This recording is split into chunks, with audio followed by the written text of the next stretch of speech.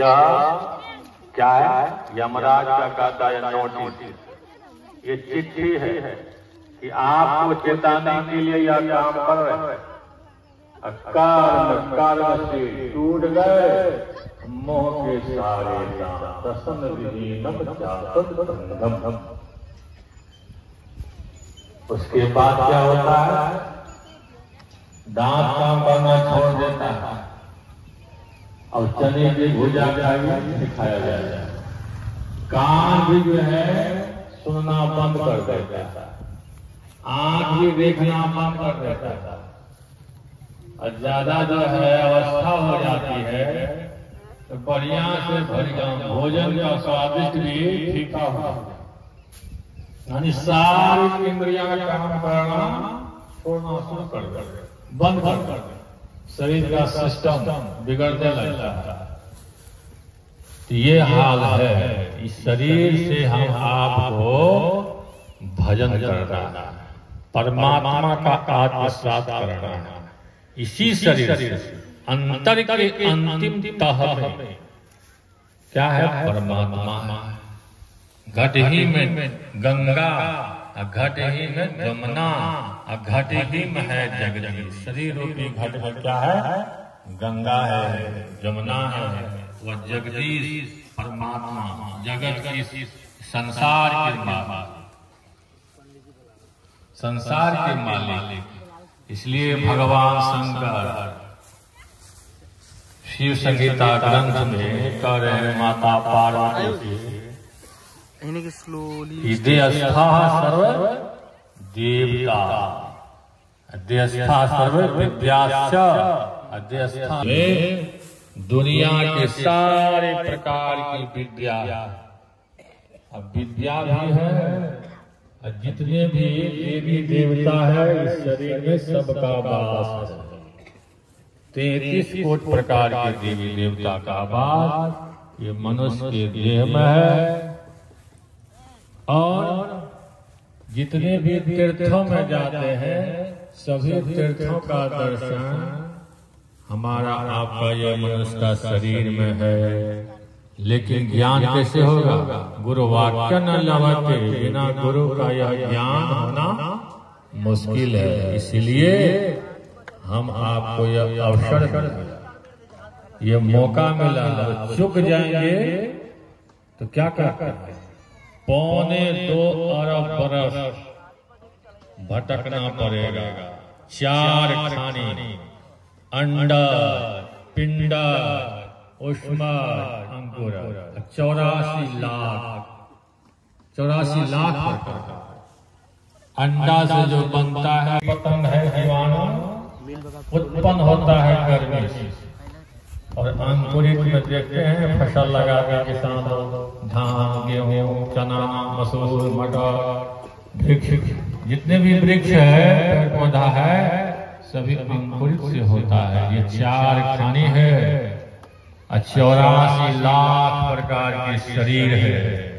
नभचर, थलचर, जलचर, ये सब लाख कई लाख है। सभी प्रकार मिलाकर 84 लाख। इसको भोगने के लिए, इसमें भटकने के लिए जीव को 2.25 अरब बरस लगता है।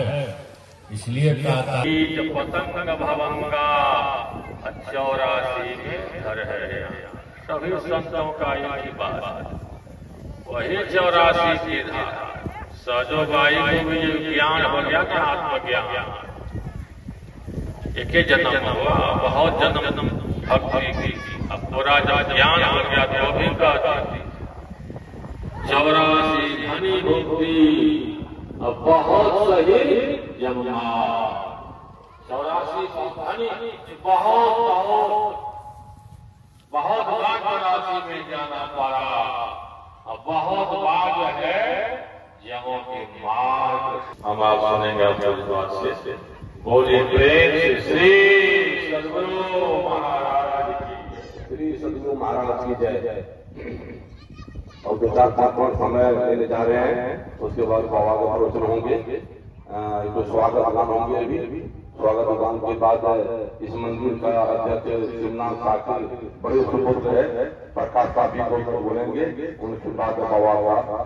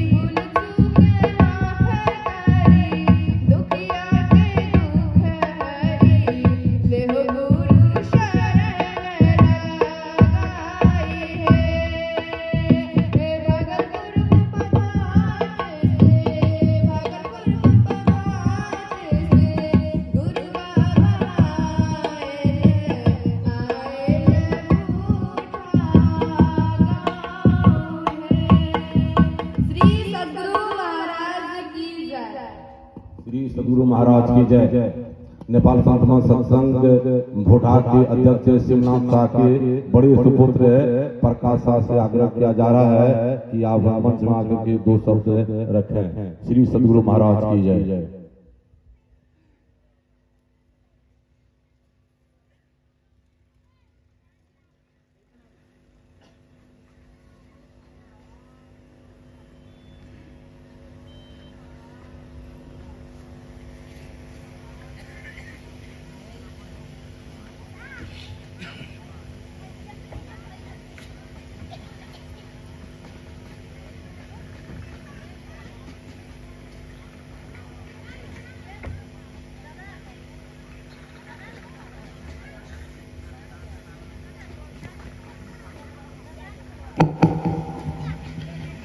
श्री सदगुरु महाराज की जय। श्री सतगुरु महाराज की जय। श्री सतगुरु महाराज की जय। यहाँ हमारे इस ग्राम में, भुठा ग्राम में आए हुए पूज्य स्वामी सत्यानंद जी महाराज को नमन और उनके साथ आए हुए संपूर्ण सभी महात्मागण को भी हमारी तरफ से, ग्रामवासी की तरफ से नमन करता हूं। उपस्थित सभी सत्संग प्रेमी को मैं अपने ग्रामवासियों की तरफ से भी प्रणाम करता हूं। और हम खास करके हम अपनी भाषा में, यहाँ से विजय की भाषा में कुछ अपन बात रखे चाहे छी। अपन सबके इस गांव में पूज्य स्वामी सत्यानंद जी महाराज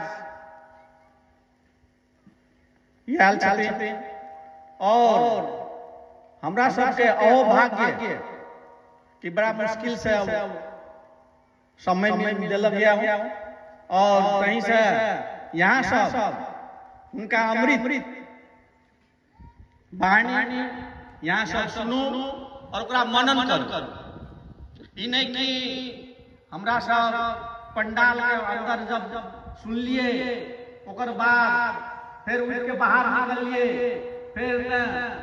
फिर वही मसीह के जे व्यवहार, जे भाषा शैली छैल रहा तो एकर सत्संग कोनो औचित्य नहीं रही छै। तहीं से यहाँ सब स्वामी जी के अमृत वाणी सुन के ओकरा अनुकरण करे प्रयास करू, ओकरा अपन व्यवहार में लागू करे के यहाँ सब प्रयास करबे। यहाँ हमसी के अभिलाषा है, इच्छा है और आशा करे छी। और हमें जब ज्यादा समय नहीं ले कहने की अमूल्य समय खास करके स्वामी जी के हमरा सब अमृत वाणी सुने खातिर, ओकर बचन, उसका बचन सुने खातिर हमरा सब आइने छियै। तहीं से यहाँ सबके ई अमूल्य समय उनका ओकर चरण में हमरा सब समर्पित करे छियै और उनका वाणी हमरा सब सुनवे। और तहीं से कुछ अपन छोटा सा शब्द कहते हुए, यहाँ से आग्रह करते हुए हम अपना बचन, हम अपन शब्द में विराम दे छियै। धन्यवाद। श्री सतगुरु महाराज की जय। अत उपस्थित स्वामी सत्यानंद महाराज लगाए संपूर्ण टीम के हम चरण विश्वास करे छी, स्वागत करे छी। धन्यवाद। पंगुम लंघयते गिरिं यत्कृपातमहं वन्दे। विद्वज्जनों को यानी सबों को भगवान बुलवा कर और कहते हैं कि बड़े भाग मानुष तन पावा। भगवान श्री राम कहते हैं कि you all are very very fortunate. हाँ, कैसे हम सौभाग्यशाली, भाग्यशाली हैं। तो भगवान कहते हैं बड़े भाग मानुष तन पावा। बहुत बड़ा भाग हुआ तब मनुष्य का शरीर मिला। मनुष्य शरीर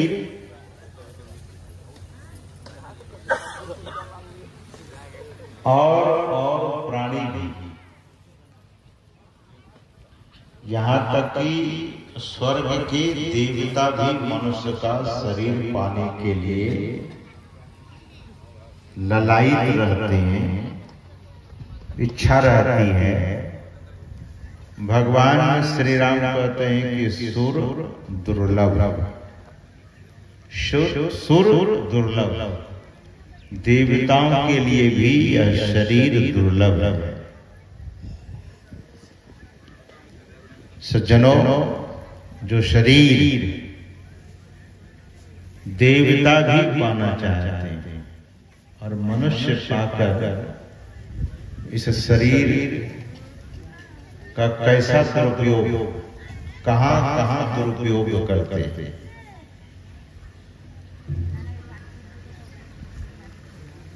अन्य जीव अपने जन्मों के अनुसार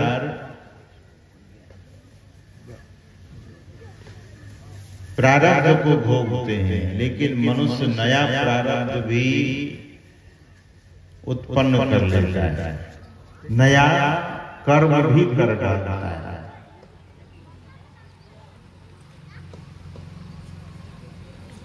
भगवान धन्य नहीं करता है। खाने पीने के लिए तो पता नहीं किस जन्म में कभी सिंह थे, कभी सियार थे, कभी लोमड़ी थे, न जाने क्या क्या थे। देखिए, प्रकृति में जो कुछ प्राणी है, जो ऑर्डर यानी उनके स्वभाव में जो दिया गया है, उससे अलग व्यवहार पशु नहीं करता है। सिंह को, बाघ को अगर आप घास सामने रख देंगे, हरी हरी घास, सिंह भूखा मर जाएगा, लेकिन घास नहीं खाएगा। सिंह तो मांस ही खाता है। लेकिन इस मनुष्य को देखिए, कबीर साहब ने कहा कि मांस मछली तो ये कुत्ते का भोजन है, फिर मनुष्य कैसे खाता है? यह कुकर को खान है, अब मनुष्य देह क्यों खाए? मुख में मेलत आमिष, नरक पड़ोगे जाए। मांस खाने वाले व्यक्ति को कहिए कि नाले, सड़े हुए नाले के पास खड़ा रहने के लिए बोलेंगे नहीं। गंदगी पसंद नहीं है, लेकिन जो चीज खाने लायक नहीं है, जो छूने लायक नहीं है, उसे लोग छूता ही नहीं है, पीता है, उसे खाता है। तो मनुष्य शरीर पाकर के नर्तन पाए विषय मन देही, इस काम को छोड़ना चाहिए, संकल्प लेना चाहिए कि हम मनुष्य हैं। जैसे गाय को, बैल को उनके घास में मांस का टुकड़ा फेंक देने से अपना मुंह फेर लेता है, खाना छोड़ देता है। क्यों? क्योंकि स्वभाव में नहीं है, उसकी प्रकृति नहीं है। और मनुष्य की भी प्रकृति नहीं है कि वो मांस मछली अंडा खा रहे, नशा शराब पीवे। ये तो दुनिया के वे लोग जिसने ऐसा किया। सुबह में मैं कह रहा था ना कि शिव जी के ऊपर भांग खाजा चढ़ा करके लोग पीते हैं कि भगवान का प्रसाद है। भगवान के नाम पर देश में और बड़ी दुखी है।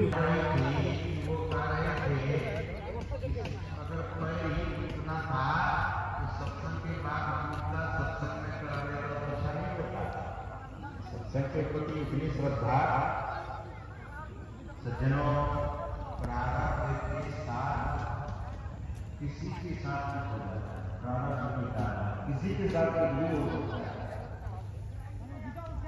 लेकिन जो भक्त होते हैं वो घबराते नहीं। मैंने देखा कभी भी अश्रद्धा नहीं है। क्यों? क्योंकि सत्संग को समझ लिया है, गुरु की महिमा को समझ लिया है। जब साधु की दर्शन होते हैं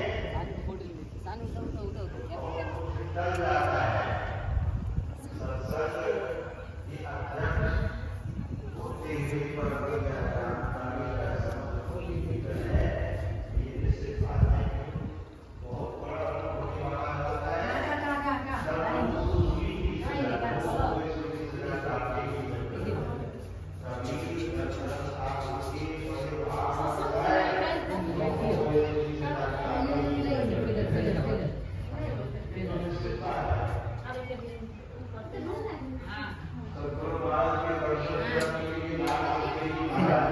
Io San Federer.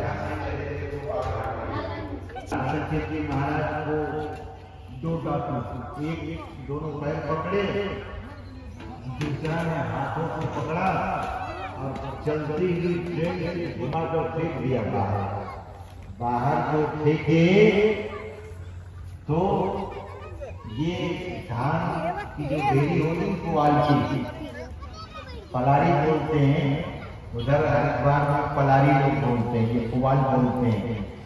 पुआल की घेरी पर ऐसा फेंका, बदमाशों को क्या पता कि हम इसे पुआल की घेरी पर फेंकते हैं, लेकिन वो जा गिरे पुआल की।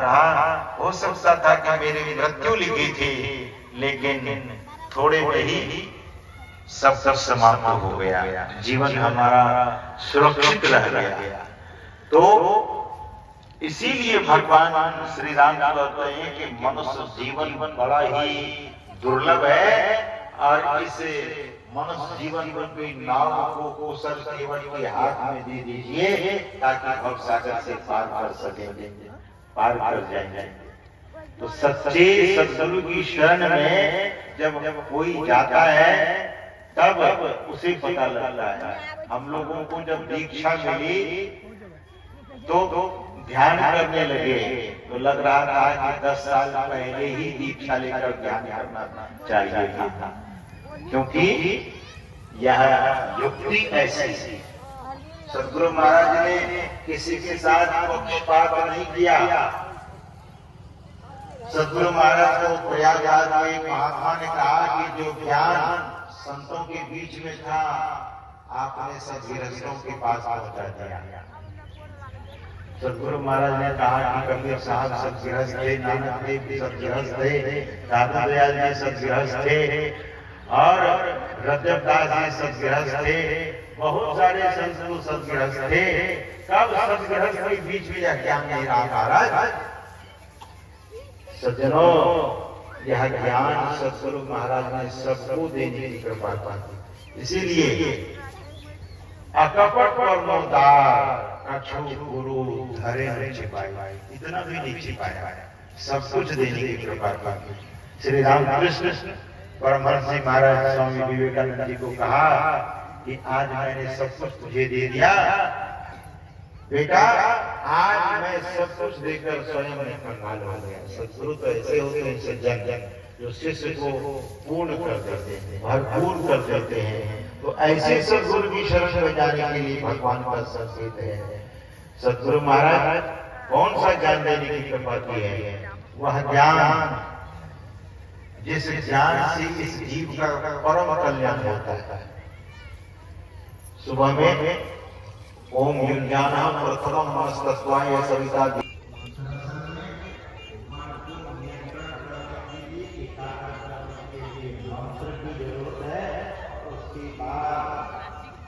दृष्टि योग करता है साधक, दृष्टि योग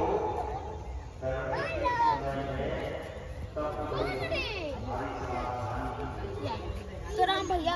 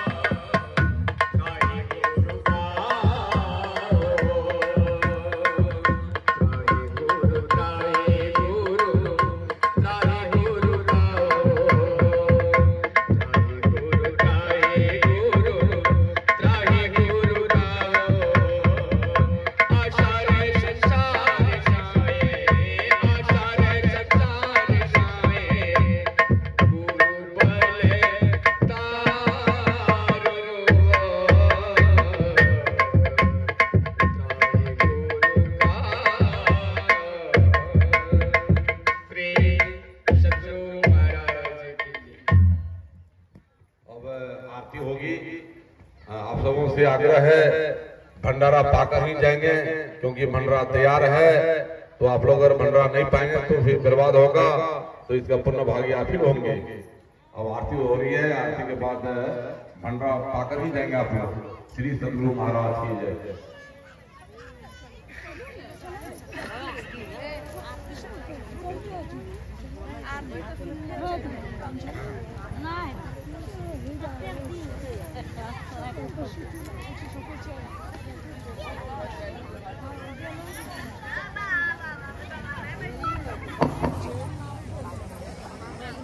श्री सदगुरु महाराज की जय। एक सूचना है, ध्यानपूर्वक सुनेंगे कि दृश्य से विचार का निर्माण होता है। तो अपने घर में जिस प्रकार का हम दृश्य रखेंगे, उसी प्रकार वही चीज हम देखेंगे और उसी के अनुकूल हमारा विचार बनेगा। महाराज का विग्रह है और कुंभा घाट के वर्तमान आचार्य पूज्यपाद महर्षि हरिनंदन परमहंस जी महाराज का विग्रह है और हमारे पूज्य स्वामी जी महाराज का भी विग्रह है। तो इतने महापुरुषों के मिल करके बनाए हुए उस आकर्षक कैलेंडर को जब हम घर में रखेंगे तो उससे हम आपका आंतरिक विचार शुद्ध होगा। तो स्वामी जी के साथ में उनके सेवक ने लाया है और शायद अभी सत्संग हॉल जहाँ है वहीं पर प्रसाद के रूप में सभी एक एक लेंगे, जिसका मूल्य 20 रुपया भारू है और मोरू कितना होगा उसी के हिसाब से कैलकुलेशन करके गणना करके आप लोग पे कर देंगे। बोलिए श्री सदगुरु महाराज की जय। कैलेंडर एक अपने साथ जरूर लेकर के जाएंगे। श्री सदगुरु महाराज की जय। आरती संग सतगुरु के अंतर जोत